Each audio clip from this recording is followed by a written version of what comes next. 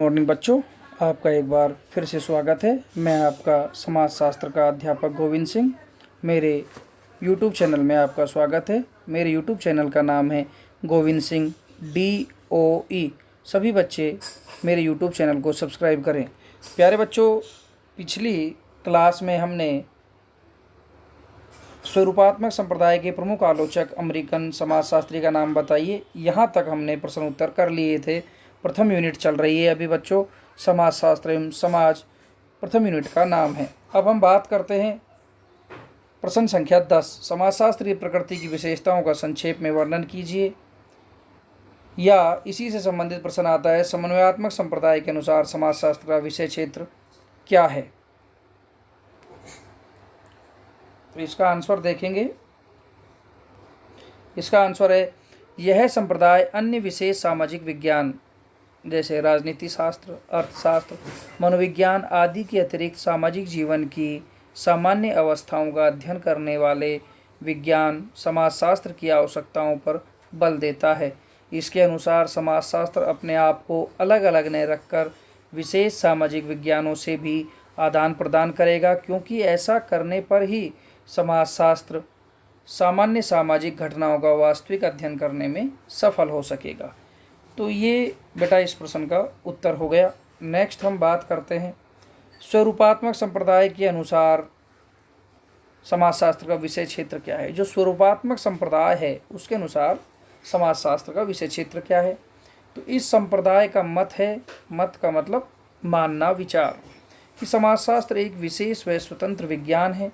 इस संप्रदाय की विचारक समाजशास्त्र को मानवीय संबंधों के स्वरूपों का अध्ययन मानते। मानवीय मतलब मानव के संबंध, मानव से संबंधित संबंध, मानवीय संबंध। ठीक है बच्चों, नेक्स्ट जो प्रश्न है अब आपका,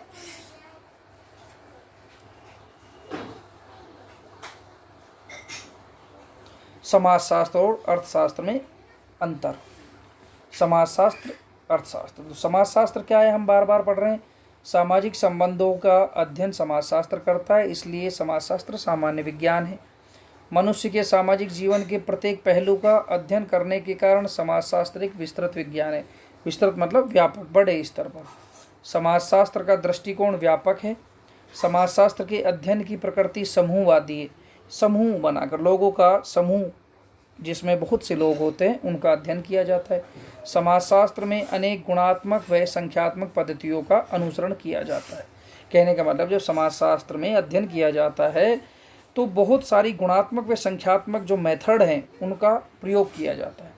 समाजशास्त्र के नियम सामाजिक व्यवहार से संबंधित होते हैं। सीधी सी बात है, जब हम समाजशास्त्र पढ़ेंगे तो जो समाजशास्त्र के नियम हैं वो सामाजिक व्यवहार से रिलेटेड होंगे। सामाजिक व्यवहार कौन करेगा? मनुष्य। मनुष्य क्या है? सामाजिक प्राणी। बात करते हैं अर्थशास्त्र की। अर्थशास्त्र आप लोगों को पता है आर्थिक संबंधों का अध्ययन करता है, इसलिए अर्थशास्त्र विशेष विज्ञान है। इकोनॉमिक्स जो है स्पेशल साइंस है, विशेष विज्ञान है, क्योंकि इसमें आर्थिक संबंधों का अध्ययन किया जाता है। अर्थशास्त्र मानव के आर्थिक पहलू से संबंधित होने के कारण विशेष विज्ञान है। अर्थशास्त्र का दृष्टिकोण मुख्यतः आर्थिक है। जो अर्थशास्त्र का जो मेन जो कॉन्सेप्ट है वो आर्थिक गतिविधियों का है। अर्थशास्त्र के अध्ययन की प्रकृति व्यक्तिवादी है। अर्थशास्त्र में व्यक्ति विशेष का अध्ययन किया जाता है, क्योंकि आप लोगों को 11वीं के बच्चे जिनके पास इकोन को पता है, उनको व्यष्टि अर्थशास्त्र नामक बुक भी चलती है, एक समष्टि अर्थशास्त्र नामक बुक चलती है। तो व्यक्तिवादी है इसकी प्रकृति। अर्थशास्त्र में आगमन, आगमन का मतलब इंडक्टिव और निगमन डिडक्टिव पद्धतियों द्वारा अध्ययन किया जाता है, जबकि समाजशास्त्र में गुणात्मक और संख्यात्मक पद्धतियों का अनुसरण होता है, आगमन पद्धति और निगमन पद्धति। अर्थशास्त्र के नियमों में आर्थिक क्रियाओं को आधार माना जाता है। देखिए, अर्थशास्त्र के जो नियम है उसमें आर्थिक क्रियाएं हैं, उन्हीं को बेस माना जाता है, जबकि समाजशास्त्र के नियम सामाजिक व्यवहार से संबंधित है। नेक्स्ट, समाजशास्त्र और राजनीति शास्त्र में अंतर। देखिए, समाजशास्त्र और राजनीति शास्त्र में क्या डिफरेंस है। समाजशास्त्र समाज का विज्ञान है, राजनीति शास्त्र राज्य या राजनीतिक समाज का विज्ञान है।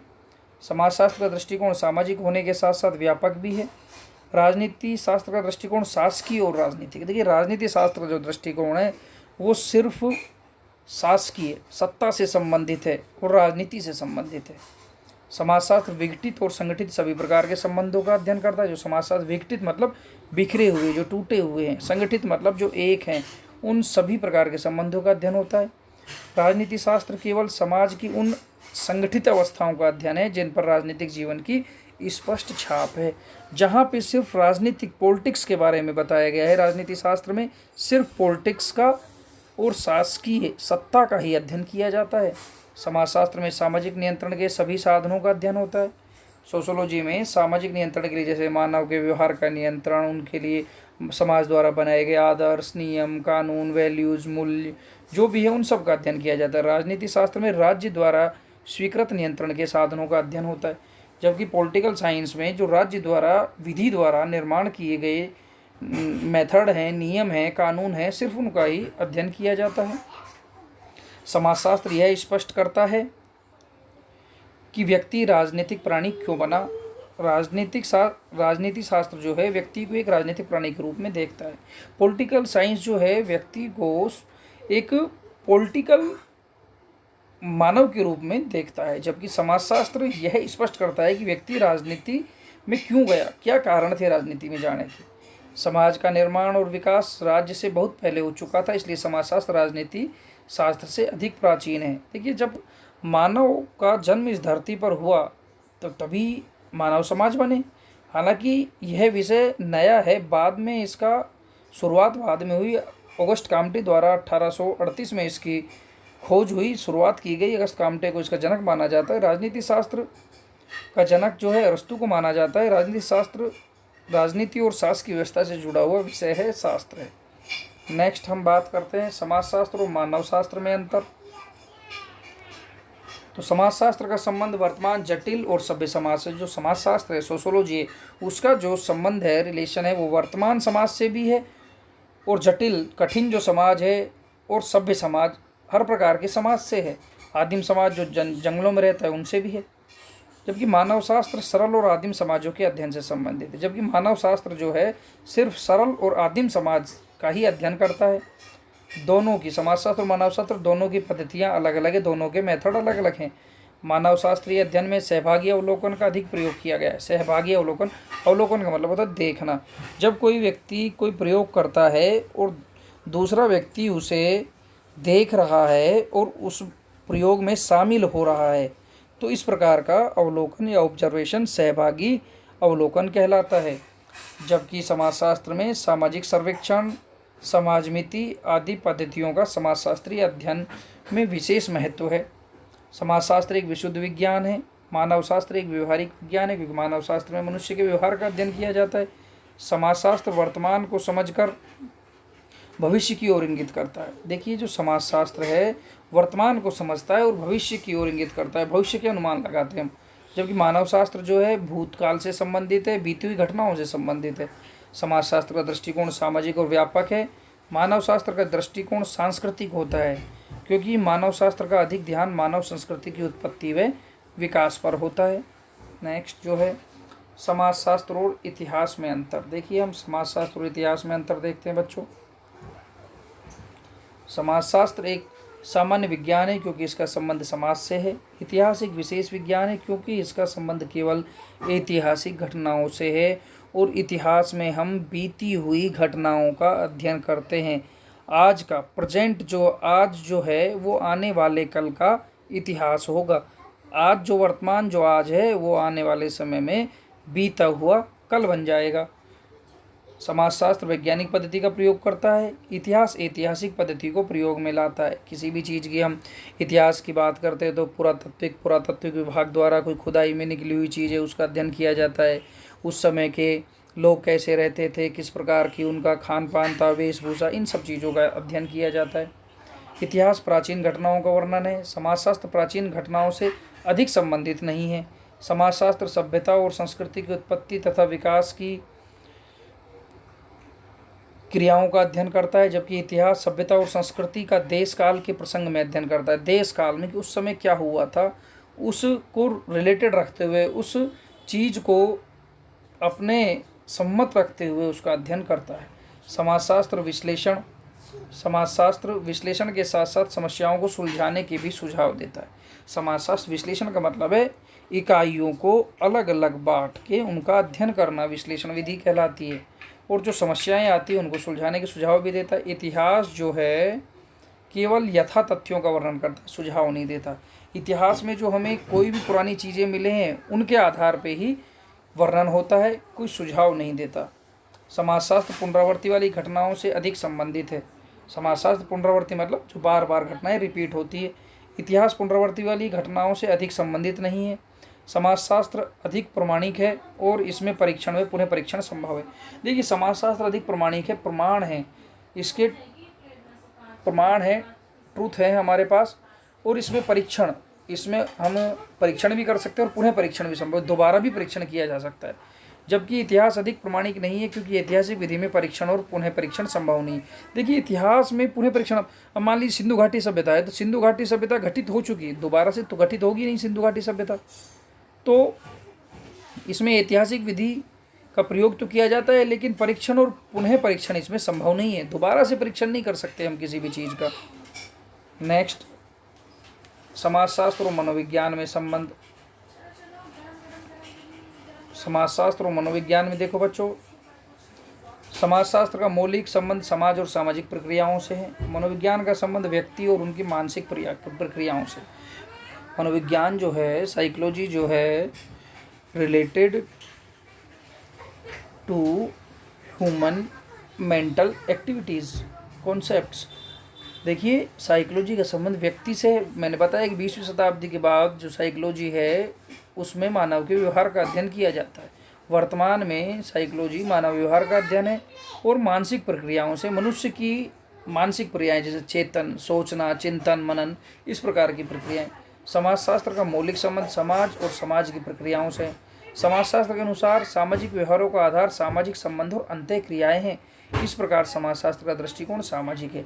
देखिए, समाजशास्त्र में हम मानव के जो सामाजिक व्यवहार है, मनुष्य समाज में किस प्रकार का व्यवहार करता है, इसका जो आधार है, बेस है, वो मानव के सामाजिक संबंध की, समाज के साथ उसके संबंध किस प्रकार से हैं, समाज के अन्य लोगों के साथ उसकी अंतःक्रियाएं किस प्रकार की, इस प्रकार का अध्ययन करते हैं।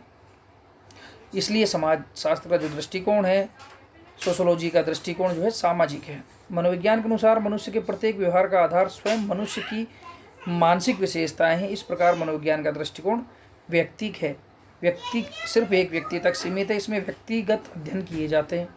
समाजशास्त्र का अध्ययन क्षेत्र मनोविज्ञान से कहीं अधिक विस्तृत है क्योंकि समाजशास्त्र का अध्ययन विषय मानव का संपूर्ण सामाजिक जीवन है। हम समाजशास्त्र में, सोशोलॉजी में मानव के संपूर्ण जीवन का अध्ययन करते हैं, जबकि मनोविज्ञान का अध्ययन विषय केवल मनुष्य की मानसिक प्रवृत्तियां हैं, उसकी जो मानसिक आदतें हैं, उसकी जो सोचने की क्षमता है, चिंतन, मनन, इमोशंस, संवेग, इन क्रियाओं का अध्ययन करते हैं। वृद्धि, विकास, विवृद्धि, इन सब चीज़ों का अध्ययन किया जाता है। पर्सनैलिटी, व्यक्तित्व, इन सब चीज़ों का अध्ययन साइकोलॉजी में किया जाता है। नेक्स्ट पॉइंट है, समाजशास्त्री व्यक्तिक जीवन अध्ययन पद्धति, समाजमिति, सांख्यिकी पद्धति आदि का प्रयोग करते हैं। जो सोशोलॉजिस्ट होते हैं वो व्यक्तिक जीवन अध्ययन पद्धति, व्यक्तिक जीवन अध्ययन मतलब किसी एक व्यक्ति का अध्ययन भी कर सकते हैं, समाज में सभी व्यक्तियों का अध्ययन भी कर सकते हैं, समाजमिति, सांख्यिकी मेथड आदि का प्रयोग करते हैं। जबकि मनोविज्ञान अपना अध्ययन कार्य मनोवैज्ञानिक परीक्षण और निरीक्षण के आधार पर करते हैं। जबकि साइकोलॉजिस्ट जो होते हैं, मनोवैज्ञानिक जो होते हैं, वो अपने अध्ययन में परीक्षण प्रयोग करते हैं, निरीक्षण करते हैं, दूर से किसी चीज़ का अवलोकन करना, देखना, उसे निरीक्षण कहते हैं। नेक्स्ट, अब हम इसमें बात करते हैं,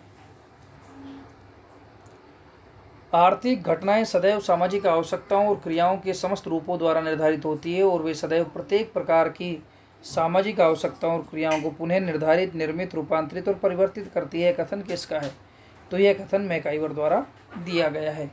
आर्थिक जो घटनाएं, अर्थ संबंध, आर्थिक रूप से पैसे से संबंधित, वित्त संबंधित जो घटनाएं हमेशा सामाजिक आवश्यकताओं और क्रियाओं के समस्त रूपों द्वारा निर्धारित होती है और वे सदैव प्रत्येक प्रकार की सामाजिक आवश्यकताओं और क्रियाओं को पुनः निर्धारित मतलब दोबारा से निर्धारित, निर्मित, दोबारा से बना, रूपांतरित, उनके रूप में परिवर्तन होता है। नेक्स्ट क्वेश्चन जो है वो है आपका, राजनीति शास्त्र राज्य से संबंध रखता है लेकिन समाजशास्त्र सभी प्रकार के मानव संबंधों का अध्ययन करता है।